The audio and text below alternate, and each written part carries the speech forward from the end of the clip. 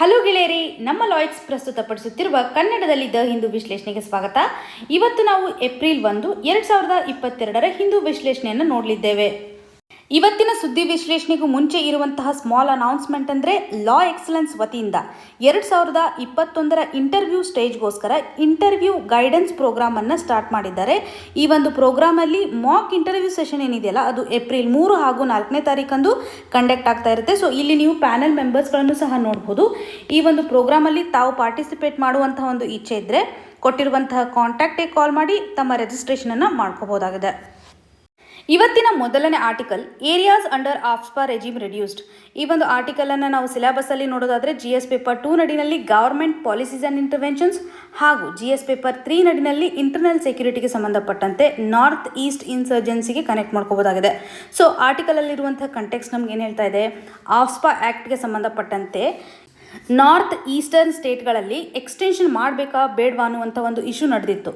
So ಇವಾಗ ಸರ್ಕಾರ ಈ ಒಂದು ಆ್ಯಕ್ಟನ್ನು ಕೆಲವೊಂದಿಷ್ಟು ಏರಿಯಾಗಳಲ್ಲಿ ಮಾತ್ರ ರಿಡಕ್ಷನನ್ನು ಮಾಡ್ತಾ ಇದೆ. ಅಂದರೆ ಕಂಪ್ಲೀಟಾಗಿ ಇದನ್ನು ರಿಮೂವ್ ಮಾಡಿಲ್ಲ. ಈ ಒಂದು ಆರ್ಟಿಕಲಲ್ಲಿ ಅಬ್ಸರ್ವ್ ಮಾಡಿ, ನೀವು ಕಂಪ್ಲೀಟಾಗಿ ಯಾವುದೇ ರೀತಿಯಾಗಿ ಆಫ್ಸ್ಪಾ ಆ್ಯಕ್ಟನ್ನು ರೆಡ್ಯೂಸ್ ಮಾಡಿಲ್ಲ. ಇಲ್ಲಿ ಕೆಲವೊಂದಿಷ್ಟು ಡಿಸ್ಟ್ರಿಕ್ಸ್ನಲ್ಲಿ ಮಾತ್ರ ಆಫ್ಸ್ಪಾ ಇರುತ್ತೆ, ಇನ್ನು ಕೆಲವೊಂದಿಷ್ಟು ಏರಿಯಾಗಳಲ್ಲಿ ಇದನ್ನು ರಿಮೂವ್ ಮಾಡಿದ್ದಾರೆ ಅನ್ನುವಂಥದ್ದನ್ನು ನೋಡ್ಬೋದು. ಯಾವ್ಯಾವ ಸ್ಟೇಟ್ಗಳಲ್ಲಿ, ಅಸ್ಸಾಂ, ಮಣಿಪುರ್ ಹಾಗೂ ನಾಗಾಲ್ಯಾಂಡ್, ಈ 3 ಸ್ಟೇಟ್ಗಳಲ್ಲಿ ಏರಿಯಾಗಳನ್ನು ಲಿಮಿಟೇಷನ್ ಮಾಡಿದ್ದಾರೆ. ಈ ಒಂದು ನ್ಯೂ ಪಾಲಿಸಿ ಅಥವಾ ನ್ಯೂ ಚೇಂಜಸ್ ಏನಿದೆಯಲ್ಲ ಇದು ಏಪ್ರಿಲ್ 1ನೇ ತಾರೀಕು ಅಂದರೆ ಇವತ್ತಿಂದ ಜಾರಿಗೆ ಬರುತ್ತೆ ಅನ್ನುವಂಥದ್ದನ್ನು ಈ ಆರ್ಟಿಕಲಲ್ಲಿ ಮೆನ್ಷನ್ ಮಾಡಿದ್ದಾರೆ. ಹಾಗೂ ಅಸ್ಸಾಮಲ್ಲಿ ನೋಡಿದಾಗ ಇಲ್ಲಿ ಆಲ್ಮೋಸ್ಟ್ 23 ಡಿಸ್ಟಿಕಲ್ಲಿ ಕಂಪ್ಲೀಟಾಗಿ ರಿಮೂವಲ್ ಆಗಿ ಮಾಡಿರೋದನ್ನು, ಸೊ 3 ಸ್ಟೇಟ್ಗಳನ್ನು ನಾವು ಕನ್ಸಿಡರ್ ಮಾಡಿದಾಗ ಇಲ್ಲಿ ರಿಡಕ್ಷನನ್ನು ಮಾಡಿದರೆ, ಕಂಪ್ಲೀಟಾಗಿ ರಿಮೂವ್ ಮಾಡಿಲ್ಲ ಅನ್ನುವಂಥದ್ದು ನಮಗೆ ಕ್ಲಿಯರ್ ಕಟ್ಟಾಗಿ ಗೊತ್ತಿರಬೇಕು. ಸೊ ಎಕ್ಸಾಮಿನೇಷನ್ ಪರ್ಸ್ಪೆಕ್ಟಿವಲ್ಲಿ ನೀವು ಇವತ್ತು ರಿವೈಸ್ ಮಾಡಬೇಕಾಗಿರುವಂತಹ ಕಾನ್ಸೆಪ್ಟ್ ಅಂತಂದರೆ ಆಫ್ಸ್ಪಾ ಆ್ಯಕ್ಟ್. ಈ ಒಂದು ಆ್ಯಕ್ಟಲ್ಲಿ ಇರ್ತಕ್ಕಂಥ ಪ್ರೊವಿಷನ್ಸ್ಗಳನ್ನು ಇವತ್ತು ರಿವಿಷನ್ ಮಾಡಬೇಕು. ಪ್ರಿಲಿಮ್ಸಲ್ಲಿ ನಾವು ಫೋಕಸ್ ಮಾಡೋದಾದರೆ ಕೆಲವೊಂದಿಷ್ಟು ಟ್ರೈಬ್ಸ್ಗಳು ಸಹ ಈ ಒಂದು ಇಶ್ಯೂಗೆ ಸಂಬಂಧಪಟ್ಟಂತೆ ಫೈಟಿಂಗನ್ನು ಮಾಡ್ತಾ ಇದ್ದಾರೆ. ಫಾರ್ ಎಕ್ಸಾಂಪಲ್ ಇವಾಗ ಕೊನ್ಯಾಕ್ ಅನ್ನುವಂಥ ಟ್ರೈಬ್ ಇತ್ತು. ಸೊ ಈ ಒಂದು ಟ್ರೈಬ್ಗಳು PVTGಸ್ನಲ್ಲಿ ಬರುತ್ತಾ, ಈ ರೀತಿಯಾಗಿ ಪ್ರಿಲಿಮ್ಸ್ಗೆ ಫೋಕಸ್ ಮಾಡಬೇಕು. ಹಾಗೂ ಮೇನ್ಸ್ ಲೆವೆಲಲ್ಲಿ ನೋಡಿದಾಗ challenges related to internal security ಅನ್ನುವಂಥ ಒಂದು ಕಾನ್ಸೆಪ್ಟಲ್ಲಿ ಈ ಒಂದು ಆ್ಯಕ್ಟ್ ಏನಿದೆಯಲ್ಲ, ಆರ್ಮ್ಡ್ ಫೋರ್ಸ್ ಆ್ಯಕ್ಟ್ ಅನ್ನುವಂಥದ್ದು ತುಂಬ ಇಂಪಾರ್ಟೆಂಟ್ ಆಗಿ ನಮಗೆ ಹೆಲ್ಪ್ ಆಗುತ್ತೆ. ಸೊ ಈ ರೀತಿಯಾಗಿ ಈ ಒಂದು ಟಾಪಿಕನ್ನು ಇವತ್ತು ನೀವು ಕಂಪ್ಲೀಟಾಗಿ ರಿವೈಸ್ ಮಾಡಲಿಕ್ಕೆ ಟ್ರೈ ಮಾಡಿ. ಇನ್ನು ಮುಂದಿನ article policies of oil marketing firms curbing ethanol output. ಈ ಒಂದು ಆರ್ಟಿಕಲನ್ನು ನಾವು ಸಿಲೆಬಸ್ಸಲ್ಲಿ ನೋಡೋದಾದರೆ GS ಪೇಪರ್ 2 ನಡಿನಲ್ಲಿ ಗವರ್ಮೆಂಟ್ ಪಾಲಿಸೀಸ್ ಆ್ಯಂಡ್ ಇಂಟರ್ವೆನ್ಷನ್ಸ್ ಹಾಗೂ GS ಪೇಪರ್ 3 ನಡಿನಲ್ಲಿ ಎಕನಾಮಿಗೆ ಕನೆಕ್ಟ್ ಮಾಡ್ಕೋಬೋದಾಗಿದೆ. ಸೊ ಮೊದಲು ಕಂಟೆಕ್ಸ್ಟ್ ಏನಿದೆ ಅಂತ ಅರ್ಥ ಮಾಡ್ಕೊಳ್ಳೋದಾದರೆ ISMA Indian sugar mills association, ಈ ಒಂದು ಇಂಡಸ್ಟ್ರಿ ಬಾಡಿ ಇವತ್ತು ಶುಗರ್ ಪ್ರೊಡಕ್ಷನ್ಗೆ ಸಂಬಂಧಪಟ್ಟಂತೆ ಮತ್ತು ಸರ್ಕಾರ ಯಾವ ರೀತಿಯಾದಂಥ ಟಾರ್ಗೆಟನ್ನು ಹಾಕ್ಕೊಂಡಿದೆಯಲ್ಲ ಇಥೆನಾಲ್ ಬ್ಲೆಂಡಿಂಗ್ನಲ್ಲಿ, ಆ ಟಾರ್ಗೆಟನ್ನು ರೀಚ್ ಮಾಡಬೇಕಂತಂದರೆ ಯಾವ ರೀತಿಯಾಗಿ ನಾವು ವರ್ಕ್ ಮಾಡಬೇಕು, ಯಾವ ರೀತಿಯಾದಂಥ ಇನ್ಪುಟ್ಸನ್ನು ಕೊಡಬೇಕು ಅನ್ನುವಂಥ ವಿಷಯದಲ್ಲಿ ಕೆಲವೊಂದಿಷ್ಟು ಪ್ರೆಸೆಂಟೇಷನನ್ನು ಇವತ್ತು MPsಗಳಿಗೆ ಕೊಟ್ಟಿದ್ದಾರೆ. ಸೊ ಯಾವ ರೀತಿಯಾಗಿದೆ ಅನ್ನೋದನ್ನು ನಾವು ಇಲ್ಲಿ ಅರ್ಥ ಮಾಡ್ಕೋಬೇಕು. ಸೊ ಏನಿದೆ ಟಾರ್ಗೆಟು ಅಂತಂದರೆ 2025 ನಾವು ಇಥೆನಾಲ್ ಬ್ಲೆಂಡಿಂಗ್ ಪ್ರೊಸೆಸ್ ಏನು ಮಾಡ್ತೀವಲ್ಲ ಇದನ್ನು 20%ಗೆ ರೀಚ್ ಮಾಡಬೇಕು ಅನ್ನುವಂಥದ್ದನ್ನು ಹಾಕ್ಕೊಂಡಿದೆ ಸರ್ಕಾರ. ಸೊ ಈ ನಿಟ್ಟಿನಲ್ಲಿ ಯಾವ ರೀತಿಯಾದಂಥ ಸ್ಟೆಪ್ಸನ್ನು ತಗೋಬೇಕು, ಏನು ಕಾನ್ಸಿಕ್ವೆನ್ಸಸ್ ಇದೆ ಅಂತ ಇಲ್ಲಿ ಮೆನ್ಷನ್ ಮಾಡಿದ್ದಾರೆ. ಸೊ ಮೊದಲು ಕಾನ್ಸಿಕ್ವೆನ್ಸಸನ್ನು ನಾವು ನೋಡಿದಾಗ ನಮ್ಮ ಒಂದು ಟಾರ್ಗೆಟ್ ಏನಿದೆ 20% ಇಥೆನಾಲ್ ಬ್ಲೆಂಡಿಂಗ್ ಮಾಡಬೇಕು. ಇದಕ್ಕೆ ಎಷ್ಟು ಲೀಟರ್ ಇಥೆನಾಲ್ ಬೇಕಂತಂದರೆ ಸರಿಸುಮಾರು 1016 ಲೀಟರ್ ಅಷ್ಟು ನಮಗೆ ಇವತ್ತು ಇಥೆನಾಲ್ ಬೇಕಾಗುತ್ತೆ. ಈ ಒಂದು ಇಥೆನಾಲನ್ನು ಪ್ರೊಡಕ್ಷನ್ ಮಾಡಬೇಕು ಅಂತಂದರೆ ರಾ ಮಟೀರಿಯಲ್ಸ್ಗಳ ಅವಶ್ಯಕತೆ ಇರುತ್ತೆ. ಸೊ ನಾವು ಇನಫ್ ಕ್ವಾಂಟಿಟಿನಲ್ಲಿ ರಾ ಮಟೀರಿಯಲ್ಸ್ಗಳನ್ನು ಪ್ರೊಡಕ್ಷನ್ ಮಾಡಿದರೆ ಆ ಒಂದು ರಾ ಮಟೀರಿಯಲ್ಸಿಂದ ನಾವು ಬೇಕಾಗಿರುವಂತಹ ಇಥನಾಲನ್ನು ಪ್ರೊಡಕ್ಷನ್ ಮಾಡಬಹುದು. ಸೊ ಪ್ರೊಡಕ್ಷನ್ ಹಂತದಲ್ಲಿ ಫಾರ್ ಎಕ್ಸಾಂಪಲ್ ಇವಾಗ ಫಾರ್ಮರ್ಸ್ಗಳು ಯಾವ ರೀತಿಯಾದಂಥ ಕ್ರಾಪ್ಸನ್ನು ಬೆಳೆಯೋಕ್ಕೆ ಚೂಸ್ ಮಾಡ್ತಾರೆ. ಇವಾಗ ಕ್ಯಾಶ್ ಕ್ರಾಪ್ಸನ್ನು ನಾವು ತೊಗೊಂಡಾಗ ಅಥವಾ ಕಮರ್ಷಿಯಲ್ ಕ್ರಾಪ್ಸನ್ನು ತೆಗೆದುಕೊಂಡಾಗ ಫಾರ್ಮರ್ಸ್ಗಳು ಹೆಚ್ಚಾಗಿ ಯಾವ ಕ್ರಾಪ್ಸ್ಗಳು ಬೆಲೆಯನ್ನು ಕೊಡುತ್ತೆ, ಫ್ಯೂಚರಲ್ಲಿ ಯಾವ ರೀತಿಯಾಗಿ ಇನ್ಕಮನ್ನು ತರುತ್ತೆ ಅಂಥ ಕ್ರಾಪ್ಗಳನ್ನು ಬೆಳೀತಾರೆ. ಸೊ ಇವಾಗ ನಾವು ಪ್ರೊಡಕ್ಷನ್ ಹಂತದಲ್ಲಿ ಪ್ರಾಪರಾಗಿ ಅವ್ರಿಗೆ ಇನ್ಸೆಂಟಿವ್ಸನ್ನು ಕೊಡೋದ್ರ ಮೂಲಕ, ಅಂದರೆ ಇವಾಗ ಮಿಲ್ಸ್ಗಳು ಹೆಚ್ಚಾಗಿ ಈ ಒಂದು ರಾ ಮಟೀರಿಯಲ್ಸ್ಗಳನ್ನು ಪರ್ಚೇಸ್ ಮಾಡುವಂಥ ಒಂದು ಸಿಚುವೇಶನ್ ಇದ್ದಾಗ ಮಾತ್ರ ಇದರ ಒಂದು ಪ್ರೊಡಕ್ಷನ್ ಆಗ್ಬೋದು. ಸೊ ಅದಕ್ಕೆ ನಾವು ಏನು ಮಾಡಬೇಕು, ಪ್ರೊಡಕ್ಷನ್ ಕೆಪ್ಯಾಸಿಟಿಯನ್ನು ಇನ್ಕ್ರೀಸ್ ಮಾಡಬೇಕು. ಪ್ರೊಡಕ್ಷನ್ ಕೆಪ್ಯಾಸಿಟಿಯನ್ನು ಇನ್ಕ್ರೀಸ್ ಮಾಡಬೇಕಂತಂದಾಗ ಮಿಲ್ ಓನರ್ಸ್ಗಳಿಗೆ ಅಥವಾ ಮಿಲ್ಗಳಿಗೆ ಬೇಕಾಗಿರುವಂಥ ಒಂದು ಇನ್ವೆಸ್ಟ್ಮೆಂಟನ್ನು ಕೊಡಬೇಕಾಗುತ್ತೆ. ಸೊ ಮಿಲ್ಸ್ಗಳಿಗೆ ಬೇಕಾಗುವಂಥ ಒಂದು ಕ್ಯಾಪಿಟಲನ್ನು ಇವತ್ತು ಸರ್ಕಾರ ಅಪ್ರೂವಲ್ ಕೊಡಬೇಕಾಗುತ್ತೆ. ಸೊ ಇನ್ವೆಸ್ಟ್ಮೆಂಟ್ ಇದ್ದಾಗ ಮಾತ್ರ ಪ್ರಾಪರ್ ಆಗಿರುವಂತಹ ಇನ್ಫ್ರಾಸ್ಟ್ರಕ್ಚರನ್ನು ಎಕ್ಸ್ಟೆನ್ಷನ್ ಮಾಡ್ಬೋದು. ಹಾಗೂ ಪ್ರೊಡಕ್ಷನ್ ಆದಮೇಲೆ ಸ್ಟೋರೇಜ್ ಮಾಡಬೇಕಲ್ಲ, ಆ ಒಂದು ಸ್ಟೋರೇಜ್ಗೂ ಸಹ ಸಾಕಷ್ಟು ಇನ್ವೆಸ್ಟ್ಮೆಂಟ್ ಬೇಕಾಗುತ್ತೆ. ಸೊ ಈ ನಿಟ್ಟಿನಲ್ಲಿ ಇದೊಂಥರ ಚೈನ್ ಇದ್ದಂಗೆ, ಪ್ರೊಡಕ್ಷನ್ ಪ್ರಾಪರಾಗಿ ಎನ್ಶೋರ್ ಮಾಡಿದಾದ್ಮೇಲೆ ನೆಕ್ಸ್ಟ್ ನಮಗೆ ಸ್ಟೋರೇಜ್ ಯಾವ ರೀತಿಯಾಗಿರುತ್ತೆ, ನೆಕ್ಸ್ಟ್ ಪ್ರೊಸೆಸ್ಗೆ ಅದು ಯಾವ ರೀತಿಯಾಗಿ ನಾವು ಅದರಿಂದ ಇಥಿನಾಲನ್ನು ಪ್ರೊಡಕ್ಷನ್ ಮಾಡ್ತಾ ಇದ್ದೀವಿ ಅನ್ನುವಂಥ ಒಂದು ಚೈನ್ ಸಿಸ್ಟಮನ್ನು ನಾವಿಲ್ಲಿ ಅರ್ಥ ಮಾಡ್ಕೋಬೇಕಾಗಿರುವಂಥದ್ದು. ಸೊ ಈ ಒಂದು ಆರ್ಟಿಕಲಲ್ಲಿರುವಂತಹ ಮೇಜರ್ ಕನ್ಸರ್ನ್ ಅಂತಂದರೆ, ನಮ್ಮ ಒಂದು ಟಾರ್ಗೆಟನ್ನು ಇವತ್ತು ನಾವು ರೀಚ್ ಮಾಡಬೇಕಂತಂದರೆ ಪ್ರಾಪರಾಗಿ ಇನ್ವೆಸ್ಟ್ಮೆಂಟ್ ಆಗಬೇಕು. ISMAದವರು ಹೇಳೋ ಪ್ರಕಾರ ಇವತ್ತು ಬ್ಯಾಂಕ್ಗಳು ಲೋನನ್ನು 7 ದಿನಗಳಲ್ಲೇ ಅಪ್ರೂವಲ್ ಮಾಡಬೇಕು ಅನ್ನುವಂಥದ್ದನ್ನು, ಇದರಿಂದಾಗಿ ಸ್ಟೋರೇಜನ್ನು ಮಾಡ್ತಕ್ಕಂಥ ಇನ್ಫ್ರಾಸ್ಟ್ರಕ್ಚರ್ ಕಂಪನೀಸ್ಗಳು, ಸೊ ಅಥವಾ OMCs ಅಂತಂದರೆ ಆಯಿಲ್ ಮಾರ್ಕೆಟಿಂಗ್ ಕಂಪನೀಸ್ಗಳು ಸಹ ಇವತ್ತು ಇನ್ಫ್ರಾಸ್ಟ್ರಕ್ಚರನ್ನು ಬಿಲ್ಡ್ ಮಾಡೋದರಲ್ಲಿ ಮುಂದಾಳತ್ವವನ್ನು ವಹಿಸ್ತಾರೆ ಅನ್ನುವಂಥದ್ದನ್ನು ನಾವಿಲ್ಲಿ ಕನೆಕ್ಟ್ ಮಾಡ್ಕೋಬೇಕಾಗುತ್ತೆ. ಸೊ ಎಕ್ಸಾಮಿನೇಷನ್ ಪರ್ಸ್ಪೆಕ್ಟಿವಲ್ಲಿ ಇವತ್ತು ನೀವು ಫೋಕಸ್ ಮಾಡಬೇಕಾಗಿರುವಂತಹ ಪಾಯಿಂಟ್ಸ್ ಅಂತಂದರೆ, ಪ್ರಿಲಿಮ್ಸ್ ಲೆವೆಲಲ್ಲಿ ನಾವು ನೋಡಿದಾಗ ಇಥನಾಲ್ ಬ್ಲೆಂಡಿಂಗ್ಗೆ ಸಂಬಂಧಪಟ್ಟಂತೆ ನ್ಯಾಷನಲ್ ಪಾಲಿಸಿ ಆನ್ ಬಯೋಫ್ಯೂಯಲ್ಸ್ 2018 ಇದೆಯಲ್ಲ, ಅದರಲ್ಲಿರುವಂಥ ಪ್ರೊವಿಷನ್ಸ್ಗಳನ್ನು ಯಾವ ರೀತಿಯಾಗಿ ಟಾರ್ಗೆಟ್ ಹಾಕ್ಕೊಂಡಿದ್ದಾರೆ ಅನ್ನೋದ್ರ ಬಗ್ಗೆ ರಿವಿಷನ್ ಮಾಡಬೇಕು. ಹಾಗೂ ಮೇನ್ಸ್ ಪರ್ಸ್ಪೆಕ್ಟಿವಲ್ಲಿ ನಾವು ನೋಡಿದಾಗ ಎಥನಾಲ್ ಬ್ಲೆಂಡಿಂಗಿಂದ ಯಾವ ರೀತಿಯಾಗಿ ಎನ್ವಿರಾನ್ಮೆಂಟಿಗೆ ಹೆಲ್ಪ್ ಆಗುತ್ತೆ, ಎನ್ವಿರಾನ್ಮೆಂಟಲ್ಲಿರ್ತಕ್ಕಂಥ ಗ್ಲೋಬಲ್ ವಾರ್ಮಿಂಗನ್ನು ರೆಡ್ಯೂಸ್ ಮಾಡೋದರಲ್ಲಿ ಅಥವಾ ಕಾರ್ಬನ್ ಎಮಿಷನ್ಸನ್ನು ಇವತ್ತು ರೆಡ್ಯೂಸ್ ಮಾಡೋದರಲ್ಲಿ ಯಾವ ರೀತಿಯಾದಂಥ ಕಾಂಟ್ರಿಬ್ಯೂಷನ್ಸನ್ನು ಮಾಡುತ್ತೆ, ಪ್ಲಸ್ ಪಾಯಿಂಟ್ಸ್ ಏನಿದಾವೆ ಅನ್ನುವಂಥದ್ದು, ಹಾಗೂ ಈ ಒಂದು ಟಾರ್ಗೆಟನ್ನು ಅಚೀವ್ ಮಾಡೋದರಲ್ಲಿ ಯಾವ ರೀತಿಯಾದಂಥ ಕಾನ್ಸಿಕ್ವೆನ್ಸಸ್ ಇದೆ, ಪಾಲಿಸಿ ಲೆವೆಲಲ್ಲಿ ಯಾವ ರೀತಿಯಾದಂಥ ತೊಂದರೆಗಳಿದ್ದಾವೆ ಅನ್ನೋದನ್ನು ನಾವು ಕನೆಕ್ಟ್ ಮಾಡ್ಕೋಬೇಕಾಗುತ್ತೆ. ಇನ್ನು ಮುಂದಿನ article, external debt rose $11.5 billion to $614.9 billion at end December. ಈ ಒಂದು ಆರ್ಟಿಕಲನ್ನು ನಾವು ಸಿಲೆಬಸಲ್ಲಿ ನೋಡೋದಾದರೆ GS ಪೇಪರ್ 3 ನಡಿನಲ್ಲಿ ಗವರ್ಮೆಂಟ್ ಬಜೆಟ್ಟಿಂಗ್ಗೆ ಕನೆಕ್ಟ್ ಮಾಡ್ಕೋಬೋದು, ಹಾಗೂ ಫಿಸ್ಕಲ್ ಪಾಲಿಸಿನಲ್ಲೂ ಸಹ ಈ ಒಂದು ಕಾನ್ಸೆಪ್ಟನ್ನು ಕನೆಕ್ಟ್ ಮಾಡ್ಕೋಬೋದಾಗಿದೆ. ಈ ಒಂದು ಆರ್ಟಿಕಲಿಂದ ಎಕ್ಸ್ಟರ್ನಲ್ ಡೆಟ್ಗೆ ಸಂಬಂಧಪಟ್ಟಂತೆ ಕೆಲವೊಂದಿಷ್ಟು ಎಡಿಷನಲ್ ಇನ್ಫಾರ್ಮೇಷನ್ ಅಥವಾ ಅಪ್ಡೇಟೆಡ್ ಡೇಟಾವನ್ನು ಕೊಟ್ಟಿದ್ದಾರೆ. ಯಾವ ರೀತಿಯಾದಂಥ ಸ್ಟೇಟಸ್ ಇದೆ ಎಕ್ಸ್ಟರ್ನಲ್ ಡೆಟ್ಗೆ ಸಂಬಂಧಪಟ್ಟಂತೆ ಅನ್ನೋದನ್ನು ಮೆನ್ಷನ್ ಮಾಡಿದ್ದಾರೆ. ಎಕ್ಸಾಮಿನೇಷನ್ ಪರ್ಸ್ಪೆಕ್ಟಿವಲ್ಲಿ ನಾವು ಇವತ್ತು ಅರ್ಥ ಮಾಡ್ಕೋಬೇಕಾಗಿರುವಂಥ ವಿಷಯ ಅಂತಂದರೆ, ಫಸ್ಟ್ ನಮಗೆ ಎಕ್ಸ್ಟರ್ನಲ್ ಡೆಟ್ ಅಂದರೆ ಏನು ಅಂತ ಕ್ಲಿಯರಾಗಿ ಗೊತ್ತಿರಬೇಕು. ಹಾಗಿದ್ರೆ ಏನಪ್ಪ ಇದು ಎಕ್ಸ್ಟರ್ನಲ್ ಡೆಟ್ಟು ಅಂತ ಕನ್ಸಿಡರ್ ಮಾಡೋದಾದರೆ, ಇವಾಗ ನಾವು ಬಜೆಟಿಂಗನ್ನು ಸ್ಟಡಿ ಮಾಡ್ತಾ ಇದ್ದೀವಿ. ಇದರಲ್ಲಿ ಸರ್ಕಾರಕ್ಕೆ ಯಾವ ರೀತಿಯಾಗಿ ಆದಾಯ ಬರುತ್ತಲ್ಲ, ಅದರಲ್ಲಿ ಲೋನ್ಸ್ಗಳು ಸಹ ಇನ್ಕ್ಲೂಡ್ ಆಗಿರುತ್ತೆ ಅನ್ನೋದ್ರ ಬಗ್ಗೆ ನಮಗೆ ಗೊತ್ತು. ಲೋನ್ಸ್ ಅಂತಂದಾಗ ಇವಾಗ ಲೋನ್ಸನ್ನು ನಾವು ಐದರ್ ಡೊಮೆಸ್ಟಿಕಲಿ ಪ್ರೊಡ್ಯೂಸ್ ಮಾಡ್ಬೋದು ಅಥವಾ ಡೊಮೆಸ್ಟಿಕಲಿ ಬಾರೋ ಮಾಡ್ಬೋದು, ಇಲ್ಲ ಅಂತಂದರೆ ಫಾರಿನ್ ಕಂಟ್ರೀಸ್ಗಳಿಂದ ಮಾಡ್ತಾ ಇದ್ದೀವಿ. ಫಾರಿನ್ ಕಂಟ್ರೀಸ್ಗಳಿಂದ ಇವತ್ತು ಸರ್ಕಾರ ಲೋನ್ಸನ್ನು ಜನ್ರೇಟ್ ಮಾಡ್ತಾ ಇದೆ, ಇನ್ಕಮನ್ನು ಪಡ್ಕೋತಾ ಇದೆ, ಫ್ಯೂಚರ್ ಡೇಸಲ್ಲಿ ಕೊಡ್ತಾ ಇದ್ದೀವಿ. ಸೊ ಈ ಒಂದು ಲೋನ್ಸ್ ಏನೇನು ಅಂತ ತಗೋತೀವಲ್ಲ, ಇದನ್ನು ನಾವು ಎಕ್ಸ್ಟರ್ನಲ್ ಡೆಟ್ ನಡಿನಲ್ಲಿ ಕನ್ಸಿಡರ್ ಮಾಡ್ತಾ ಇದ್ದೀವಿ ಅನ್ನುವಂಥದ್ದು. ಸೊ ಯಾವ ರೀತಿಯಾಗಿ ನಾವು ಫಾರಿನ್ ಲೆಂಡರ್ಸ್ಗಳಿಂದ ಇವತ್ತು ಅಮೌಂಟನ್ನು ರಿಸೀವ್ ಮಾಡ್ತೀವಿ ಅಥವಾ ಬಾರೋ ಮಾಡ್ತೀವಿ ಅಂತಂದರೆ, ಬೇರೆ ಕಂಟ್ರಿಗಳಲ್ಲಿ ಇರ್ತಕ್ಕಂಥ ಕಮರ್ಷಿಯಲ್ ಬ್ಯಾಂಕ್ಸಿಂದ ಇರ್ಬೋದು, ಅಥವಾ ಬೇರೆ ಸರ್ಕಾರಗಳಿಂದ ಇವತ್ತು ಮಾಡ್ಬೋದು, ಅಥವಾ ಇಂಟರ್ನ್ಯಾಷನಲ್ ಫೈನಾನ್ಷಿಯಲ್ ಇನ್ಸ್ಟಿಟ್ಯೂಷನಿಂದನೂ ಸಹ ಇವತ್ತು ಅಮೌಂಟನ್ನು ನಾವು ರಿಸೀವ್ ಮಾಡ್ಕೋಬೋದು. ಇನ್ನು ಆರ್ಟಿಕಲಲ್ಲಿರುವಂಥ ಇನ್ಫಾರ್ಮೇಷನ್ ಕಡೆ ಗಮನ ಹರಿಸೋದಾದರೆ, ಇವಾಗ ಎಷ್ಟು ಎಕ್ಸ್ಟರ್ನಲ್ ಡೆಟ್ ರೇಸ್ ಆಗಿದೆ ಅಂತಂದರೆ $11.5 billion ಅಷ್ಟು ಇನ್ಕ್ರೀಸ್ ಆಗಿದೆ ಅನ್ನುವಂಥದ್ದು. ಸೊ 2021 ಡಿಸೆಂಬರ್ ಎಂಡಲ್ಲಿ ನಮ್ಮ ಎಕ್ಸ್ಟರ್ನಲ್ ಡೆಟ್ ಎಷ್ಟಿತ್ತು ಟೋಟಲ್ ಆಗಿ ಅಂತಂದರೆ $614.9 billion ಅಷ್ಟು ಅನ್ನುವಂಥದ್ದು ಗೊತ್ತಿರಲಿ. ಜನರಲ್ ಆಗಿ ಗೊತ್ತಿದ್ರೆ ಸಾಕು, ಎಕ್ಸಾಕ್ಟ್ ನಂಬರನ್ನು ನೀವು ನೆನ್ಪಿಟ್ಕೊಳ್ಳುವಂಥ ಅವಶ್ಯಕತೆ ಏನಿಲ್ಲ. ಇನ್ನು ನೀವು ಈ ಪ್ಯಾರಾಗ್ರಾಫಲ್ಲಿ ಅಬ್ಸರ್ವ್ ಮಾಡ್ಬೋದು, ಈ ಒಂದು ಎಕ್ಸ್ಟರ್ನಲ್ ಡೆಟ್ಟನ್ನು GDP ಟರ್ಮ್ಸಲ್ಲಿ ನಾವು ಕ್ಯಾಲ್ಕುಲೇಟ್ ಮಾಡಿದಾಗ ಎಷ್ಟಿರುತ್ತೆ ರೇಂಜ್ ಅಂತಂದರೆ, ಸೆಪ್ಟೆಂಬರಲ್ಲಿ 20.3% ಇತ್ತು, ಡಿಸೆಂಬರಲ್ಲಿ ನಾವು ನೋಡಿದಾಗ 20%ಗೆ ಬಂದಿದೆ. ಅಂದರೆ ನಾವು ಪ್ರೊಡಕ್ಷನನ್ನು ಜಾಸ್ತಿ ಮಾಡ್ತಾ ಇದ್ದೀವಿ. In terms of GDP percentage ನಾವು ಕ್ಯಾಲ್ಕುಲೇಟ್ ಮಾಡಿದಾಗ ಎಕ್ಸ್ಟರ್ನಲ್ ಡೆಟ್ಟು ರೆಡ್ಯೂಸ್ ಆಗಿದೆ. ಸೊ ಈ ಒಂದು ಅಮೌಂಟ್ ಅಥವಾ ಲೋನನ್ನು ನಾವು ಪಡ್ಕೊಂಡಿದ್ದೀವಲ್ಲ, ಇದನ್ನು ಇನ್ವೆಸ್ಟ್ಮೆಂಟ್ಗೋಸ್ಕರ ಮಾಡ್ತಾ ಇದ್ದೀವಿ, ಪ್ರೊಡಕ್ಷನ್ಗೋಸ್ಕರ ಇವತ್ತು ನಾವು ಲೋನನ್ನು ತೆಗೆದುಕೊಳ್ತಾ ಇದ್ದೀವಿ ಅನ್ನೋದನ್ನು ನೀವು ಕನೆಕ್ಟ್ ಮಾಡ್ಕೋಬೇಕು. ಸೊ ಎಕ್ಸ್ಟರ್ನಲ್ ಡೆಟ್ಟಲ್ಲಿ ಹೈಯೆಸ್ಟ್ ಕಾಂಟ್ರಿಬ್ಯೂಷನ್ ಇವತ್ತು ಯಾವುದಂತಂದರೆ ಕಮರ್ಷಿಯಲ್ ಬಾರೋಯಿಂಗ್.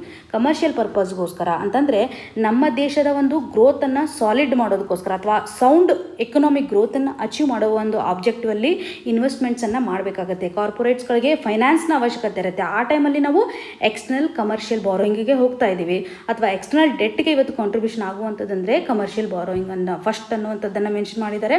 ಹಾಗೂ ನೆಕ್ಸ್ಟ್ ಕಾಂಟ್ರಿಬ್ಯೂಷನ್ ಅಂತಂದರೆ ನಾನ್ ರೆಸಿಡೆಂಟ್ ಡೆಪಾಸಿಟ್ಸ್ಗಳು, ಮೂರನೇದು ಶಾರ್ಟ್ ಟರ್ಮ್ ಟ್ರೇಡ್ ಕ್ರೆಡಿಟ್ಸ್ಗಳು. ಈ ಒಂದು ಪ್ಯಾರಾಗ್ರಾಫಲ್ಲಿ ಎಷ್ಟು ಪರ್ಸೆಂಟೇಜ್ ಅಂತ ಕೊಟ್ಟಿದ್ದಾರೆ. ಇನ್ನು ಕರೆಂಟ್ ರೆಸಿಪ್ಟ್ಸ್ಗೆ ನಾವು ಕನೆಕ್ಟ್ ಮಾಡಿದಾಗ ಯಾವ ರೀತಿಯಾದಂಥ ಸ್ಟೇಟಸನ್ನು ನಾವು ಹೊಂದಿದ್ದೇವೆ ಕರೆಂಟ್ ರೆಸಿಪ್ಟ್ಸಲ್ಲಿ ಅಂತಂದರೆ, ಈ ಒಂದು ಕರೆಂಟ್ ರೆಸಿಪ್ಟ್ಸ್ಗಳು ಇವತ್ತು ಇನ್ಕ್ರೀಸ್ ಆಗಿದೆ ಅನ್ನೋದನ್ನು ಮೆನ್ಷನ್ ಮಾಡಿದ್ದಾರೆ. ಸೊ ಸೆಪ್ಟೆಂಬರ್ ಮಂತಲ್ಲಿ ಅಂದರೆ 2021 ಸೆಪ್ಟೆಂಬರಲ್ಲಿ 4.7% ಇರುವಂಥದ್ದು ಡಿಸೆಂಬರ್ಗೆ ನಾವು ನೋಡಿದಾಗ 4.9%ಗೆ ಇನ್ಕ್ರೀಸ್ ಆಗಿದೆ. ನಾವು ರೆಸಿಪ್ಟನ್ನು ಜಾಸ್ತಿ ರಿಸೀವ್ ಮಾಡ್ತಾ ಇದ್ದೀವಿ ಅನ್ನುವಂಥದ್ದು. ಇದರಲ್ಲಿ ಪ್ರಿನ್ಸಿಪಲ್ ರೀಪೇಮೆಂಟ್ಸ್ಗಳಾಗ್ತಾ ಇದ್ದಾವೆ ಮತ್ತು ಇಂಟ್ರೆಸ್ಟ್ ಪೇಮೆಂಟ್ಸ್ಗಳು ಆಗ್ತಾ ಇದ್ದಾವೆ ಅನ್ನುವಂಥದ್ದನ್ನು ಈ ಆರ್ಟಿಕಲಲ್ಲಿ ಮೆನ್ಷನ್ ಮಾಡಿದ್ದಾರೆ. ಸೊ ಸ್ಟೇಟಸ್ಸು ನಾವು ನೋಡಿದಾಗ ಕರೆಂಟ್ ರೆಸಿಪ್ಟ್ಸು ಇನ್ಕ್ರೀಸ್ ಆಗ್ತಾ ಇದೆ, ಹಾಗೂ ಇನ್ ಟರ್ಮ್ಸ್ ಆಫ್ GDP ನಾವು ನೋಡಿದಾಗ ಎಕ್ಸ್ಟರ್ನಲ್ ಡೆಟ್ಟಲ್ಲಿ ಕಡಿಮೆ ಆಗ್ತಾ ಇದೆ ಅನ್ನುವಂಥದ್ದು, ಎಕ್ಸ್ಟರ್ನಲ್ ಡೆಟ್ಟು ಇನ್ಕ್ರೀಸ್ ಆಗಿದೆ ಅನ್ನುವಂಥದ್ದು. ಎಕ್ಸ್ಟರ್ನಲ್ ಡೆಟ್ಟನ್ನು ನಾವು ಮೇಜರಾಗಿ ಇವತ್ತು ಇನ್ವೆಸ್ಟ್ಮೆಂಟ್ ಪರ್ಪಸ್ಗೆ ಯೂಸ್ ಮಾಡ್ತೀವಿ ಅನ್ನುವಂಥದ್ದು ನಮಗೆ ಕ್ಲಿಯರಾಗಿ ಗೊತ್ತಿರಬೇಕು. ಸೊ ಇಲ್ಲಿ ನೀವು ಎಕ್ಸ್ಟರ್ನಲ್ ಡೆಟ್ಗೆ ಸಂಬಂಧಪಟ್ಟಂತೆ ಸಾಲಿಡ್ ಆಗಿ ನೆನಪಿಟ್ಕೋಬೇಕಾಗಿರುವಂಥ ಸ್ಟೇಟ್ಮೆಂಟ್ ಅಂತಂದರೆ ಕಮರ್ಷಿಯಲ್ ಬಾರೋಯಿಂಗು ಇವತ್ತು ಲಾರ್ಜೆಸ್ಟ್ ಕಾಂಟ್ರಿಬ್ಯೂಷನ್ ಅನ್ನುವಂಥದ್ದು. ಇದರ ಮೇಲೆ ನಿಮಗೆ ಡೈರೆಕ್ಟಾಗಿ ಸ್ಟೇಟ್ಮೆಂಟ್ಸನ್ನು ಫ್ರೇಮ್ ಮಾಡ್ಬೋದು. ಕಮರ್ಷಿಯಲ್ ಬಾರೋಯಿಂಗೇ ಮೇಜರ್ ಕಾಂಟ್ರಿಬ್ಯೂಷನ್ನು ಎಕ್ಸ್ಟರ್ನಲ್ ಡೆಟ್ಗೆ ಅನ್ನುವಂಥದ್ದು ನಿಮಗೆ ಕ್ಲಿಯರ್ ಆಗಿ ಗೊತ್ತಿರಲಿ. ಇನ್ನು ಮುಂದಿನ article, fiscal deficit reached 82.7% of target in February. ಈ ಒಂದು ಆರ್ಟಿಕಲನ್ನು ನಾವು ಸಿಲೆಬಸಲ್ಲಿ ನೋಡೋದಾದರೆ GS ಪೇಪರ್ 3 ನಡಿನಲ್ಲಿ ಗೌರ್ಮೆಂಟ್ ಬಜೆಟಿಂಗ್ ಆ್ಯಂಡ್ ಫಿಸ್ಕಲ್ ಪಾಲಿಸಿನಲ್ಲಿ ಕನೆಕ್ಟ್ ಮಾಡ್ಕೋಬೋದು, ಹಾಗೂ GS ಪೇಪರ್ 2 ನಡಿನಲ್ಲಿ ಬಜೆಟಿಂಗ್ಗೆ ಸಂಬಂಧಪಟ್ಟಂತೆ ಕಾನ್ಸೆಪ್ಟಲ್ಲಿ ಕನೆಕ್ಟ್ ಮಾಡ್ಕೋಬೋದಾಗಿದೆ. ಸೊ ಈ ಒಂದು ಆರ್ಟಿಕಲಲ್ಲಿ ಫಿಸ್ಕಲ್ ಡೆಫಿಸಿಟ್ಗೆ ಸಂಬಂಧಪಟ್ಟಂತೆ ಯಾವ ರೀತಿಯಾದಂಥ ಸ್ಟೇಟಸ್ ಇದೆ ಅನ್ನೋದನ್ನು ಮೆನ್ಷನ್ ಮಾಡಿದ್ದಾರೆ. 2020 ಮತ್ತು 2021 ಎಂಡಲ್ಲಿ ನಾವು ಯಾವ ರೀತಿಯಾದಂಥ ಫಿಸ್ಕಲ್ ಡೆಫಿಸಿಟನ್ನು ಹೊಂದಿದ್ವಿ ಅಂದರೆ 2021 ಫೈನಾನ್ಷಿಯಲ್ ಇಯರ್ ಲಾಸ್ಟ್ ಇಯರ್ ಫೆಬ್ರವರಿನಲ್ಲಿ ಯಾವ ರೀತಿಯಾದಂಥ ಡೆಫಿಸಿಟನ್ನು ಹೊಂದಿದ್ವಿ ಅಂತಂದರೆ 76% ಇತ್ತು. ಇದು ರಿವೈಸ್ಡ್ ಡೇಟಾ. ಇಲ್ಲಿರ್ತಕ್ಕಂತಹ ಫಿಸ್ಕಲ್ ಡೆಫಿಸಿಟು 76% ಅನ್ನುವಂಥದ್ದು. ಈ ವರ್ಷದ ಫೆಬ್ರವರಿ ಎಂಡಲ್ಲಿ ನಾವು ನೋಡ್ತಾ ಇರುವಂಥದ್ದು 82.7%. ಸೊ ಲಾಸ್ಟ್ ಇಯರ್ ಕಂಪೇರ್ ಮಾಡಿದಾಗ ಇವತ್ತು ಹೆಚ್ಚು FDಯನ್ನು ನಾವು ಹೊಂದಿದ್ದೇವೆ ಅನ್ನುವಂಥದ್ದು. ಎಕ್ಸಾಮಿನೇಷನ್ ಪರ್ಸ್ಪೆಕ್ಟಿವಲ್ಲಿ ನಾವು ಇವತ್ತು ಅರ್ಥ ಮಾಡ್ಕೋಬೇಕಾಗಿರುವಂಥದ್ದು ಫಿಸ್ಕಲ್ ಡೆಫಿಸಿಟ್ ಅಂದರೆ ಏನು ಅನ್ನುವಂಥ ಒಂದು ಡೆಫಿನೇಷನನ್ನು ನಾವು ಅಗೇನ್ ರಿವೈಸ್ ಮಾಡಬೇಕು. ಸೊ ಏನು ಹೇಳುತ್ತೆ ನಮಗೆ ಫಿಸ್ಕಲ್ ಡೆಫಿಸಿಟ್ನ ಒಂದು ಡೆಫಿನೇಷನ್ ಅಂತಂದರೆ, ಇವತ್ತು ಟೋಟಲ್ ರೆಸಿಪ್ಟ್ಸ್ ಹಾಗೂ ಟೋಟಲ್ ಎಕ್ಸ್ಪೆಂಡಿಚರ್ಗಳ ಒಂದು ಡಿಫ್ರೆನ್ಸನ್ನು ನಾವು ಫಿಸ್ಕಲ್ ಡೆಫಿಸಿಟ್ ಅಂತ ಕರಿತೀವಿ. ಟೋಟಲ್ ಎಕ್ಸ್ಪೆಂಡಿಚರಲ್ಲಿ ರೆವೆನ್ಯೂ ಎಕ್ಸ್ಪೆಂಡಿಚರ್ ಇರುತ್ತೆ, ಕ್ಯಾಪಿಟಲ್ ಎಕ್ಸ್ಪೆಂಡಿಚರನ್ನು ಸಹ ನಾವು ಇಲ್ಲಿ ಕನ್ಸಿಡರ್ ಮಾಡಬೇಕಾಗುತ್ತೆ. ಇನ್ನು ಟೋಟಲ್ ರೆಸಿಪ್ಟ್ಸ್ ನಡಿನಲ್ಲಿ ರೆವೆನ್ಯೂ ರೆಸಿಪ್ಟ್ಸನ್ನು ಕನ್ಸಿಡರ್ ಮಾಡ್ತೀವಿ ಮತ್ತು ಕ್ಯಾಪಿಟಲ್ ರೆಸಿಪ್ಟ್ಸ್ಗಳನ್ನು ನೋಡ್ತಾ ಇದ್ದೀವಿ. ಇವಾಗ ಲೋನ್ಸ್ಗಳನ್ನು ಕೊಟ್ಟಿರ್ತಾರಲ್ಲ, ಆ ಒಂದು ಲೋನ್ಗಳು ರಿಕವರಿ ಆಗ್ತಾ ಇತ್ತಂದರೆ ಅದನ್ನು ಸಹ ನಾವು ಇವತ್ತು ಟೋಟಲ್ ರೆಸಿಪ್ಟ್ಸ್ ನಡಿನಲ್ಲಿ ಕನ್ಸಿಡರ್ ಮಾಡ್ತಾ ಇದ್ದೀವಿ. ಆದರೆ ಈ ಒಂದು ಫಿಸ್ಕಲ್ ಡೆಫಿಸಿಟ್ ನಡಿನಲ್ಲಿ ಬಾರೋಯಿಂಗ್ಸನ್ನು ಕನ್ಸಿಡರ್ ಮಾಡೋದಿಲ್ಲ. ಇದು ನಿಮಗೆ ಗೊತ್ತಿರಲಿ, ಯಾಕೆಂದರೆ ಸ್ಟೇಟ್ಮೆಂಟ್ ವೈಸ್ ಕ್ವಶನ್ಸನ್ನು ಫ್ರೇಮ್ ಮಾಡ್ತಾರೆ. ಫಿಸ್ಕಲ್ ಡೆಫಿಸಿಟ್ನಲ್ಲಿ ನಾವು ಬಾರೋಯಿಂಗ್ಸನ್ನು ಯಾವುದೇ ರೀತಿಯಾಗಿ ಕನ್ಸಿಡರ್ ಮಾಡ್ತಾ ಇಲ್ಲ ಅನ್ನುವಂಥದ್ದು. ಟೋಟಲ್ ರೆಸಿಪ್ಟ್ಸು ಹಾಗೂ ಟೋಟಲ್ ಎಕ್ಸ್ಪೆಂಡಿಚರ್ಗಳ ಒಂದು ಡಿಫ್ರೆನ್ಸನ್ನು ನಾವು ಇವತ್ತು ಫಿಸ್ಕಲ್ ಡೆಫಿಸಿಟ್ ಅಂತ ಕರಿತೀವಿ ಅನ್ನೋದು ಕ್ಲಿಯರ್ ಆಗಿರಲಿ. ಇವಾಗ ಈ ಒಂದು ಡಿಫ್ರೆನ್ಸು ಸರ್ಕಾರ ಯಾವ ರೀತಿಯಾಗಿ ಫೈನಾನ್ಸಸ್ಸನ್ನು ಮ್ಯಾನೇಜ್ ಮಾಡ್ತಾ ಇದೆ ಅನ್ನುವಂಥ ಒಂದು ಇಂಡಿಕೇಟರ್ ಅಂತ ಕನ್ಸಿಡರ್ ಮಾಡ್ಬೋದು. ಸೊ FD ಇವತ್ತು ಜಾಸ್ತಿ ಆಗ್ತಾ ಇದೆ ಅಂತಂದರೆ ಸರ್ಕಾರ ಹೆಚ್ಚಾಗಿ ಇವತ್ತು ಎಕ್ಸ್ಪೆಂಡಿಚರನ್ನು ಮಾಡ್ತಾ ಇದೆ ಅನ್ನುವಂಥದ್ದನ್ನು ನೋಡ್ಬೋದು. ಹೆಚ್ಚು ಎಕ್ಸ್ಪೆಂಡಿಚರ್ ಮಾಡಬೇಕಂತಂದರೆ ಇನ್ಕಮ್ನ ಒಂದು ಅವಶ್ಯಕತೆ ಇರುತ್ತೆ. ಇದಕ್ಕೋಸ್ಕರ ಯಾವ ರೀತಿಯಾದಂಥ ಸ್ಟೆಪ್ಸನ್ನು ಇವತ್ತು ಸರ್ಕಾರ ತಗೋತಾ ಇದೆ.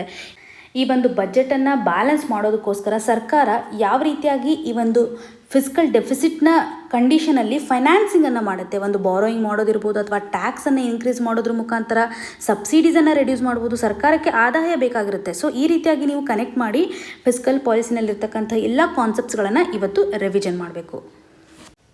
ಇನ್ನು ಮುಂದಿನ article, core sector output rises 5.8%. ಈ ಒಂದು ಆರ್ಟಿಕಲನ್ನು ನಾವು ಸಿಲೆಬಸಲ್ಲಿ ನೋಡೋದಾದರೆ GS ಪೇಪರ್ 3 ನಡಿನಲ್ಲಿ ಎಕನಾಮಿನಲ್ಲಿ ಇಂಡಸ್ಟ್ರೀಸ್ ಟಾಪಿಕ್ಗೆ ಕನೆಕ್ಟ್ ಮಾಡ್ಕೋಬೋದು. ಆರ್ಟಿಕಲಲ್ಲಿರುವಂಥ ಕಂಟೆಕ್ಸ್ಟ್ ಅಥವಾ ಇನ್ಫಾರ್ಮೇಷನ್ ನಮ್ಗೆ ಏನು ಹೇಳ್ತಾ ಇದೆ ಅಂತಂದರೆ, ಕೋರ್ ಸೆಕ್ಟರ್ನ ಒಂದು ಔಟ್ಪುಟ್ ಎಷ್ಟಿದೆ. ಸೊ ಜನವರಿನಲ್ಲಿ ನಾವು ನೋಡಿದಾಗ 5.3% ಇರುವಂಥದ್ದು ಇವಾಗ 5.8%ಗೆ ರೈಸ್ ಆಗಿದೆ. ಮೇಜರ್ ಆಗಿ ಹಲವಾರು ಸೆಕ್ಟರ್ಸ್ಗಳು ಕಾಂಟ್ರಿಬ್ಯೂಷನ್ ಮಾಡ್ತಾ ಇದೆ. ಅಂದರೆ ಕೋರ್ ಸೆಕ್ಟರಲ್ಲಿ ಟೋಟಲ್ ಆಗಿ ನಾವು 8 ಸೆಕ್ಟರ್ಸ್ಗಳನ್ನು ನೋಡ್ತೀವಿ. ಯಾವ್ಯಾವ ಸೆಕ್ಟರ್ಸ್ಗಳು? ಕೋಡ್ ವರ್ಡ್ ಏನಿದೆ 3C ಫ್ರೆಂಡ್ಸ್ ಅನ್ನುವಂಥದ್ದು. ಕ್ರೂಡ್ ಆಯಿಲ್, ಕೋಲ್ ಮತ್ತು ಸಿಮೆಂಟ್ 3 ಆಯಿತು. ಇವಾಗ ರಿಮೈನಿಂಗ್ 5ಅಲ್ಲಿ fertilisers, refineries, electricity, natural gas and steel. ಈ ರೀತಿಯಾಗಿ 8 ಸೆಕ್ಟರ್ಸ್ಗಳನ್ನು ರೀಕಾಲ್ ಮಾಡ್ಕೊಳಕ್ಕೆ ಟ್ರೈ ಮಾಡಿ. ಈ ಒಂದು ಕಾಂಟ್ರಿಬ್ಯೂಷನಲ್ಲಿ ಮೇಜರಾಗಿ 6 ಸೆಕ್ಟರ್ಸ್ಗಳು ಕಾಂಟ್ರಿಬ್ಯೂಷನನ್ನು ಮಾಡಿದೆ. ಇದರಲ್ಲಿ 2 ಸೆಕ್ಟರ್ಸ್ಗಳು ಪ್ರಾಪರ್ ಆಗಿರುವಂಥ ರೆಸ್ಪಾನ್ಸನ್ನು ಅಥವಾ ಪ್ರಾಪರ್ ಆಗಿರುವಂಥ ಗ್ರೋತನ್ನು ಕಾಣ್ತಿಲ್ಲ ಅನ್ನುವಂಥದ್ದನ್ನು ಮೆನ್ಷನ್ ಮಾಡಿದ್ದಾರೆ. ಯಾವ್ಯಾವ 2 ಸೆಕ್ಟರ್ಸ್ಗಳಂತಂದರೆ, ಒಂದು ಕ್ರೂಡ್ ಆಯಿಲು, ಇನ್ನೊಂದು ಫರ್ಟಿಲೈಸರ್ಸ್ ಪ್ರೊಡಕ್ಷನು. ಇವೆರಡೂ ಸೆಕ್ಟರ್ಸ್ಗಳು ಅಷ್ಟೊಂದು ಗ್ರೋತನ್ನು ಕಾಣ್ತಾ ಇಲ್ಲ ಅನ್ನುವಂಥದ್ದನ್ನು ಮೆನ್ಷನ್ ಮಾಡಿದ್ದಾರೆ. ಸೊ ಈ ಒಂದು ಆರ್ಟಿಕಲಿಂದ ಬೇಕಾಗಿರುವಂತಹ ಅಪ್ಡೇಷನ್ ಅಥವಾ ಕ್ಲಾರಿಟಿ ಅಂತಂದರೆ ಕೋರ್ ಸೆಕ್ಟರಲ್ಲಿರ್ತಕ್ಕಂಥ ಗ್ರೋತ್ ಯಾವ ರೀತಿಯಾಗಿದೆ, ಇವತ್ತು ಗ್ರೋತು ರೈಸ್ ಆಗ್ತಾ ಇದೆ ಅನ್ನುವಂಥದ್ದು, ಹಾಗೂ ಯಾವ 2 ಸೆಕ್ಟರ್ಸ್ಗಳಲ್ಲಿ ಕಾಂಟ್ರಾಕ್ಷನ್ ಜಾಸ್ತಿ ಆಗ್ತಾ ಇದೆ ಅಂತಂದರೆ ಕ್ರೂಡ್ ಆಯಿಲು ಮತ್ತು ಫರ್ಟಿಲೈಸರ್ ಅನ್ನುವಂಥದ್ದು ಕ್ಲಿಯರ್ ಇರಲಿ. ನಿಮಗೆ ಇಲ್ಲಿ 2 ಕ್ವಶನ್ಸನ್ನು ಕೇಳೋದಾದರೆ, ಈ ಒಂದು ಕೋರ್ ಸೆಕ್ಟರಲ್ಲಿ ಮೇಜರ್ ಆಗಿರುವಂತಹ ಕಾಂಟ್ರಿಬ್ಯೂಷನ್ ಯಾವ ಇಂಡಸ್ಟ್ರೀಸಿಂದ ಬರುತ್ತೆ ಅನ್ನುವಂಥದ್ದನ್ನು ಕಮೆಂಟ್ ಸೆಕ್ಷನಲ್ಲಿ ಮೆನ್ಷನ್ ಮಾಡಿ. ಅಂದರೆ ಟಾಪ್ ಇಂಡಸ್ಟ್ರಿ ಯಾವುದು ಮೇಜರ್ ಕಾಂಟ್ರಿಬ್ಯೂಷನ್ ಮಾಡುತ್ತೆ ಅನ್ನುವಂಥದ್ದು, ಹಾಗೂ ಇಂಡೆಕ್ಸ್ ಆಫ್ ಇಂಡಸ್ಟ್ರಿಯಲ್ ಪ್ರೊಡಕ್ಷನನ್ನು ಯಾರು ರಿಲೀಸ್ ಮಾಡ್ತಾರೆ ಅನ್ನುವಂಥದ್ದನ್ನು ಕಮೆಂಟ್ ಸೆಕ್ಷನಲ್ಲಿ ಮೆನ್ಷನ್ ಮಾಡಿ. ಇನ್ನು ಮುಂದಿನ article, supreme court strikes down Tamil Nadu 1 year quota. ಈ ಒಂದು ಆರ್ಟಿಕಲನ್ನು ನಾವು ಸಿಲೆಬಸಲ್ಲಿ ನೋಡಿದಾಗ GS ಪೇಪರ್ 2 ನಡಿನಲ್ಲಿ ಪಾಲಿಟಿ ಸೆಕ್ಷನಲ್ಲಿ ಅಥವಾ ಗೌರ್ಮೆಂಟ್ ಪಾಲಿಸೀಸ್ ಆ್ಯಂಡ್ ಇಂಟರ್ವೆನ್ಷನ್ಸ್, ಇನ್ನು ರಿಸರ್ವೇಷನ್ ಟಾಪಿಕ್ ಇದೆಲ್ಲ ಅಲ್ಲಿ ಕನೆಕ್ಟ್ ಮಾಡ್ಕೋಬೋದು. ಸೊ ಆರ್ಟಿಕಲಲ್ಲಿರುವಂಥ ಇನ್ಫಾರ್ಮೇಷನ್ ಏನಂತಂದರೆ, ತಮಿಳ್ನಾಡಲ್ಲಿ 1 year ಅನ್ನುವಂಥ ಒಂದು ಕಮ್ಯುನಿಟಿ. ಸೊ ಇದನ್ನು ಎಕ್ಸಾಕ್ಟಾಗಿ ಹೇಳಬೇಕಂತಂದರೆ ವನ್ನಿಕುಲ ಕ್ಷತ್ರಿಯ ಇವ್ರಿಗೆ ನಾವು ಹೆಚ್ಚಿನ ಒಂದು ಕೋಟಾವನ್ನು ಕೊಡಬೇಕು ಅನ್ನುವಂಥದ್ದನ್ನು ತಮಿಳುನಾಡು ಸರ್ಕಾರ ಫೈಟ್ ಮಾಡ್ತಾಯಿತ್ತು. ಈ ವಿಷಯದಲ್ಲಿ ಸುಪ್ರೀಂ ಕೋರ್ಟು ಯಾವ ರೀತಿಯಾದಂತಹ ಜಡ್ಜ್ಮೆಂಟನ್ನು ಅಥವಾ ಯಾವ ರೀತಿಯಾಗಿ ಅಪ್ಹೆಲ್ಡ್ ಮಾಡಿದೆ ಅನ್ನೋದನ್ನು ಈ ಆರ್ಟಿಕಲಲ್ಲಿ ಮೆನ್ಷನ್ ಮಾಡಿದರೆ. ಸೊ ತಮಿಳ್ನಾಡಲ್ಲಿ ಈ ಒಂದು ರಿಸರ್ವೇಷನ್ಗೆ ಸಂಬಂಧಪಟ್ಟಂತೆ ಯಾವ ರೀತಿಯಾದಂಥ ಸ್ಟೇಟಸ್ ಇದೆ, ರಿಸರ್ವೇಷನ್ ಬ್ರೇಕಪ್ಪನ್ನು ನಾವು ಕನ್ಸಿಡರ್ ಮಾಡಿದಾಗ 30% ಅಲ್ಲಿ BCs ಅಂತೆ ಬ್ಯಾಕ್ವರ್ಡ್ ಕ್ಲಾಸಸನ್ನು ಕನ್ಸಿಡರ್ ಮಾಡ್ತಾರೆ, ಇನ್ಕ್ಲೂಡಿಂಗ್ ಕ್ರಿಶ್ಚಿಯನ್ಸು ಮತ್ತು ಮುಸ್ಲಿಮ್ ಅನ್ನುವಂಥದ್ದು. ಇನ್ನು 20% ಏನಿದೆಯಲ್ಲ ಅದರಲ್ಲಿ ಮೋಸ್ಟ್ ಬ್ಯಾಕ್ವರ್ಡ್ ಕ್ಲಾಸಸ್ ಅಂತ ಕನ್ಸಿಡರ್ ಮಾಡ್ತಾರೆ. 18% ಏನಿದೆಯಲ್ಲ ಅದು SCಸ್ಗೆ ಮತ್ತು 1% ಏನಿದೆಯಲ್ಲ ಅದು STಗೆ. ಟೋಟಲ್ ಆಗಿ 69% ರಿಸರ್ವೇಷನ್ ಆಗುತ್ತೆ ತಮಿಳ್ನಾಡಲ್ಲಿ. ಇವಾಗ ಸರ್ಕಾರ ಈ ಒಂದು ತಮಿಳ್ನಾಡಿಗೆ ಸಂಬಂಧಪಟ್ಟಂತೆ ರಿಸರ್ವೇಷನ್ ಆ್ಯಕ್ಟ್ ಏನಿದೆಯಲ್ಲ, ಸೊ 1994 ಆ್ಯಕ್ಟ್ ನಡಿನಲ್ಲಿ ಇದು 69% ಪಡ್ಕೊಂಡಿದೆ. 9th ಶೆಡ್ಯೂಲ್ ಆಫ್ ದಿ ಕಾನ್ಸ್ಟಿಟ್ಯೂಷನಲ್ಲಿ ನಾವು ನೋಡ್ತಾ ಇದ್ದೀವಿ ಇದನ್ನು. ರಿಸರ್ವೇಷನ್ ಏನು ತಮಿಳ್ನಾಡಿಗೆ ಸಪ್ರೇಟ್ ಸ್ಟೇಟಸ್ ಇದೆಯಲ್ಲ ಅಥವಾ ಸ್ಪೆಷಲ್ ಸ್ಟೇಟಸ್ ಏನಿದೆಯಲ್ಲ ಇದನ್ನು ನೋಡ್ತಾ ಇದ್ದೀವಿ. ಇವಾಗ ತಮಿಳ್ನಾಡು ಗೌರ್ಮೆಂಟ್ ಯಾವ ರೀತಿಯಾದಂಥ ಸ್ಟೆಪ್ಸನ್ನು ತಗೋತಾ ಇತ್ತು ಅಂದರೆ, ಈ 20%ಅಲ್ಲಿ ಮೋಸ್ಟ್ ಬ್ಯಾಕ್ವರ್ಡ್ ಕ್ಲಾಸಸ್ ಅಂತ ಏನು 20% ರಿಸರ್ವೇಷನ್ ಮಾಡಿದಾರಲ್ಲ, ಇದರಲ್ಲಿ 10.5% ಇವತ್ತು ವನ್ನಿಕುಲ ಕ್ಷತ್ರಿಯರಿಗೆ ಕೊಡಬೇಕು. ಸೊ ಅವ್ರಿಗೆ ಮಾತ್ರ 10.5% ಕೊಡಬೇಕು, ಇದರಲ್ಲೇ ಕೊಡಬೇಕು ಅನ್ನುವಂಥದ್ದನ್ನು ಹೇಳಿದರು. ಸೊ ಇವಾಗ ಈ ಒಂದು 1 year ಅಥವಾ ವನ್ನಿಕುಲ ಕ್ಷತ್ರಿಯಸ್ ಅವ್ರಿಗೆ 10.5% ಕೊಡೋದ್ರಿಂದ ಇದನ್ನು ಎಕ್ಸ್ಟ್ರೀಮ್ ಬ್ಯಾಕ್ವರ್ಡ್ಸ್ ಅಂತ ಕನ್ಸಿಡರ್ ಮಾಡ್ಬೋದು. 20% ಒಳಗಡೆ ಈ ಒಂದು 10.5% ಅಂದರೆ ಇಂಟರ್ನಲ್ ರಿಸರ್ವೇಷನ್ ಆಗುತ್ತೆ. ಸೊ ಈ ಒಂದು ಪ್ರೊವಿಷನನ್ನು ಇವತ್ತು Tamil Nadu government special reservation act 2021 ನಡಿನಲ್ಲಿ ಎನ್ಯಾಕ್ಟ್ ಮಾಡಿತ್ತು. ಇದನ್ನು ಇವತ್ತು ಮದ್ರಾಸ್ ಹೈಕೋರ್ಟು ಸ್ಕ್ವಾಶ್ ಮಾಡಿದೆ. ಯಾಕೆಂದರೆ ಇದನ್ನು ಕಾನ್ಸ್ಟಿಟ್ಯೂಷನಲ್ಲಿ ವಿರುದ್ಧ ಅಂತ ಕನ್ಸಿಡರ್ ಮಾಡಿದ್ದಾರೆ. ಹಾಗೂ ಈ ರೀತಿಯಾಗಿ ಡೇಟಾ ಏನು ಕಲೆಕ್ಟ್ ಮಾಡಿದಾರಲ್ಲ, ಅಥವಾ ಈ ಒಂದು ಡೇಟಾನ ಮುಖಾಂತರ ಅಥವಾ ಈ ಒಂದು ಕಮ್ಯುನಿಟಿ ಇವತ್ತು ಎಕ್ಸ್ಟ್ರೀಮ್ ಬ್ಯಾಕ್ವರ್ಡ್ ಅಂತ ಕನ್ಸಿಡರ್ ಮಾಡಿರುವಂಥದ್ದು ತುಂಬ ಓಲ್ಡ್ ಡೇಟಾ ಅಥವಾ ಆ್ಯಂಟಿಕ್ವಿಟೆಡ್ ಡೇಟಾ ಅನ್ನುವಂಥದ್ದು.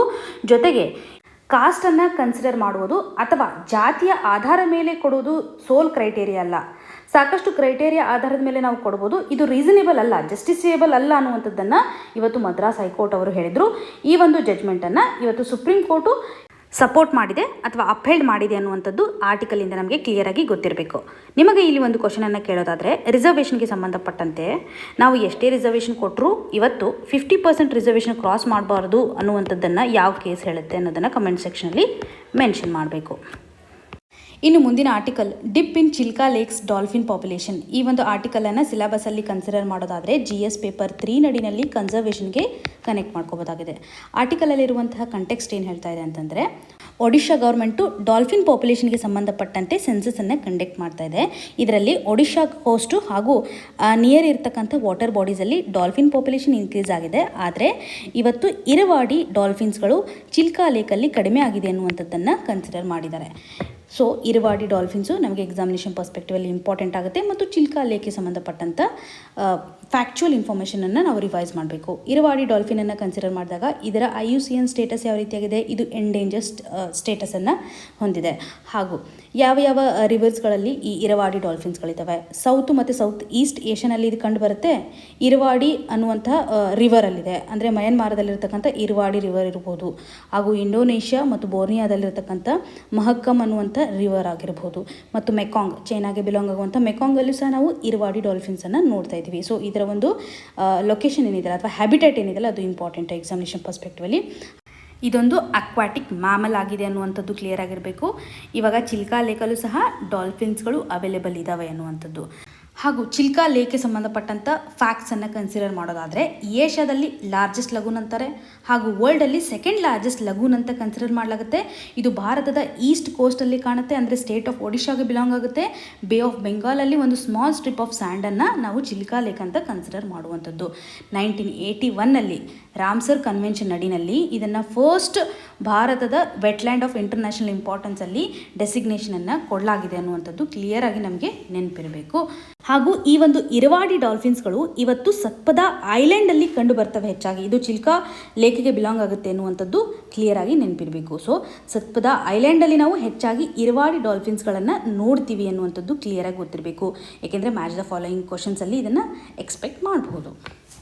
ಇನ್ನು ಮುಂದಿನ article, Rajya Sabha bids farewell to 72 MPs. ಈ ಒಂದು ಆರ್ಟಿಕಲನ್ನು ಸಿಲೆಬಸಲ್ಲಿ ನೋಡೋದಾದರೆ GS ಪೇಪರ್ 2 ನಡಿನಲ್ಲಿ ಪಾಲಿಟಿ ಆ್ಯಂಡ್ ಗವರ್ನೆನ್ಸ್ಗೆ ಕನೆಕ್ಟ್ ಮಾಡ್ಕೋಬೋದು. ಈ ಒಂದು ಆರ್ಟಿಕಲ್ನ ಕಂಟೆಕ್ಸ್ಟ್ ಯಾವ ರೀತಿಯಾಗಿದೆ ಅಂತಂದರೆ, ರಾಜ್ಯಸಭೆಯಲ್ಲಿ 72 MPsಗಳು ಇವತ್ತು ರಿಟೈರ್ಡ್ ಆಗ್ತಾ ಇದ್ದಾರೆ, ಅವ್ರಿಗೆ ಫೇರ್ವೆಲ್ ಮಾಡ್ತಾ ಇದ್ದಾರೆ ಅನ್ನುವಂಥದ್ದು. ಎಕ್ಸಾಮಿನೇಷನ್ ಪರ್ಸ್ಪೆಕ್ಟಿವಲ್ಲಿ ನಮಗೆ ಬೇಕಾಗಿರುವಂಥ ಇನ್ಫಾರ್ಮೇಷನ್ ಅಂತಂದರೆ ರಾಜ್ಯಸಭೆಯಲ್ಲಿ ಎಲೆಕ್ಷನ್ ಯಾವ ರೀತಿಯಾಗಿ ನಡೆಯುತ್ತೆ ಹಾಗೂ ರಾಜ್ಯಸಭೆಗೆ ಸಂಬಂಧಪಟ್ಟಂತೆ ಯಾವ್ಯಾವ ಇಂಪಾರ್ಟೆಂಟ್ ಆರ್ಟಿಕಲ್ಸ್ ಇದ್ದಾವೆ, ರಾಜ್ಯಸಭೆ ಒಂದು ಫಂಕ್ಷನ್ ಏನಿದೆಯಲ್ಲ ಕಂಪ್ಲೀಟ್ ಆಗಿ ಇವತ್ತು ರಿವಿಷನ್ ಮಾಡಬೇಕು. ಇನ್ನು ರಾಜ್ಯಸಭೆಯಲ್ಲಿ ಕೆಲವೊಂದಿಷ್ಟು ಮೆಂಬರ್ಸ್ಗಳನ್ನು ನಾಮಿನೇಷನ್ ಮಾಡ್ತಾರೆ. ಸೊ ಪ್ರೆಸಿಡೆಂಟು ಇವಾಗ ಅಪಾಯಿಂಟ್ ಮಾಡುವಾಗ ಯಾವ ರೀತಿಯಾದಂಥ ಕ್ರೈಟೇರಿಯಾನ ಕನ್ಸಿಡರ್ ಮಾಡ್ತಾರೆ, ಆರ್ಟ್ಸ್ ಸಂಬಂಧಪಟ್ಟಂತೆ, ಲಿಟ್ರೇಚರ್, ಸೈನ್ಸ್ ಹಾಗೂ ಸೋಷಿಯಲ್ ಸರ್ವಿಸ್ ಈ ರೀತಿಯಾಗಿ ನಾಮಿನೇಷನ್ ಮಾಡುವಾಗ ಹಾಗೂ ಯಾವ ರೀತಿಯಾಗಿ ರಾಜ್ಯಸಭೆಯಲ್ಲಿ ಮೆಂಬರ್ಸ್ಗಳನ್ನು ಎಲೆಕ್ಟ್ ಮಾಡಲಾಗುತ್ತೆ ಪಾಪ್ಯುಲೇಷನ್ ಆಧಾರದ ಮೇಲೆ, ಯಾವ ರೀತಿಯಾಗಿ ಒಂದು ಸ್ಟೇಟಿಂದ ರಿಪ್ರೆಸೆಂಟೇಟಿವ್ಸನ್ನು ಸೆಲೆಕ್ಟ್ ಮಾಡಲಾಗುತ್ತೆ ಅನ್ನುವಂಥದ್ದು ಇಂಪಾರ್ಟೆಂಟ್ ಆರ್ಟಿಕಲ್ ಅಂತಂದರೆ ಆರ್ಟಿಕಲ್ 18ಗೆ ಸಂಬಂಧಪಟ್ಟಂತೆ. ಸೊ ಇದರಲ್ಲಿ ಕಾನ್ಸ್ಟಿಟ್ಯೂಷನಲ್ ಪ್ರೊವಿಷನ್ಸ್ಗಳು ಏನಿದ್ದಾವೆ ಅಥವಾ ಕಾಂಪೋಸಿಷನ್ ಏನಿರುತ್ತೆ ರಾಜ್ಯಸಭಾದು, ಟೋಟಲ್ ಆಗಿ 245 ಮೆಂಬರ್ಸ್ ಇರಬೇಕು. ಇದರಲ್ಲಿ 233 ಎಲೆಕ್ಟೆಡ್ ಇರ್ತಾರೆ, 12 ನಾಮಿನೇಟೆಡ್ ಇರ್ತಾರೆ. ಸೊ ಅಪ್ಪರ್ ಹೌಸ್ ಸ್ಟ್ರೆಂತ್ ಕಂಪ್ಲೀಟಾಗಿ 250ಗೆ ಎಕ್ಸೀಡ್ ಆಗುವಂತಿಲ್ಲ. ಹಾಗೂ ಟೆನ್ಯೂರ್ ಎಷ್ಟಿರುತ್ತೆ, 6 ವರ್ಷ ಇರುತ್ತೆ. ಎವ್ರಿ 2 ಇಯರ್ಸ್ಗೆ ಒಂದು ಸರ್ತಿ 1/3 ಸೀಟ್ಸ್ಗಳಿಗೆ ಎಲೆಕ್ಷನ್ ನಡೀತಾ ಇರುತ್ತೆ. ಈ ರೀತಿಯಾಗಿ ರಾಜ್ಯಸಭೆಗೆ ಸಂಬಂಧಪಟ್ಟಂಥ ಏನೇನು ಇನ್ಫಾರ್ಮೇಷನ್ ಇದೆಯಲ್ಲ ಅದನ್ನು ನೀವು ಕಂಪ್ಲೀಟಾಗಿ ಇವತ್ತು ಸ್ಟ್ಯಾಟಿಕ್ ಪೋರ್ಷನ್ಸಲ್ಲಿ ರಿವಿಷನ್ ಮಾಡಬೇಕು. ಇವತ್ತಿನ question of the day section ಅಡಿನಲ್ಲಿ ಎಕ್ಸ್ಟರ್ನಲ್ ಡೆಟ್ಗೆ ಸಂಬಂಧಪಟ್ಟಂತೆ ಪ್ರೀವಿಯಸ್ ಇಯರಲ್ಲಿ ಕೇಳಿರುವಂಥ ಕ್ವಶನನ್ನು ಕೊಡಲಾಗಿದೆ. ಇದಕ್ಕೆ ಸರಿಯಾದ ಉತ್ತರವನ್ನು ಕಮೆಂಟ್ ಸೆಕ್ಷನಲ್ಲಿ ಮೆನ್ಷನ್ ಮಾಡಿ. ಇವತ್ತು ಡಿಸ್ಕಸ್ ಮಾಡಿರುವಂತಹ ಎಲ್ಲ ಆರ್ಟಿಕಲ್ಸ್ಗಳು ನಿಮಗೆ ನೀಟಾಗಿ ಅರ್ಥ ಆಗಿದೆ ಅಂತ ಭಾವಿಸ್ತಾ ಇದ್ದೀನಿ. ನಿಮಗೇನೇ ಕನ್ಸರ್ನ್ ಇದ್ದರೂ ಸಹ ಕಮೆಂಟ್ ಸೆಕ್ಷನಲ್ಲಿ ಮೆನ್ಷನ್ ಮಾಡಿ ಅಂತ ಹೇಳ್ತಾ ಆಲ್ ದ ವೆರಿ ಬೆಸ್ಟ್. ಧನ್ಯವಾದಗಳು.